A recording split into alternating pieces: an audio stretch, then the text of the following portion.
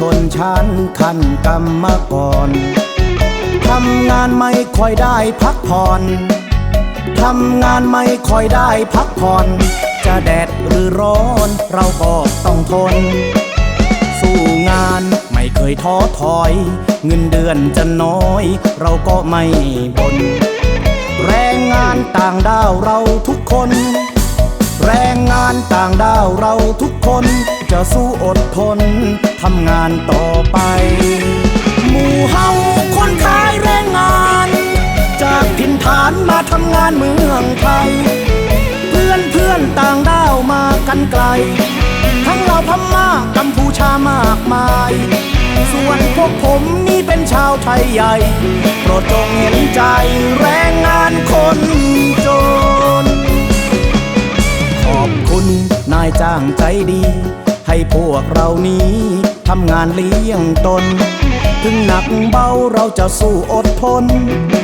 ถึงหนักเบาเราจะสู้อดทนเพื่อหนีความจนขอคนไทยเห็นใจ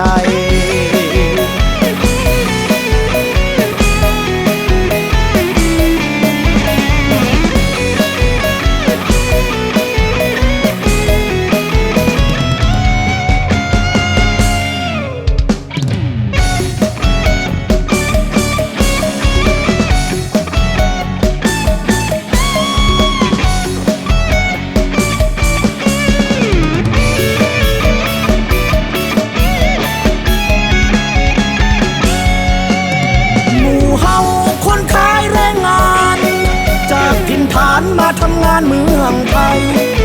เพื่อนต่างด้าวมากันไกลทั้งเราพม่ากัมพูชามากมายส่วนพวกผมนี่เป็นชาวไทยใหญ่โปรดจงเห็นใจแรงงานคนจนขอบคุณนายจ้างใจดีให้พวกเรานี้ทำงานเลี้ยงตนถึงหนักเบาเราจะสู้อดทนถึงหนักเบาเราจะสู้อดทนเพื่อหนีความจนขอคนไทยเห็นใจ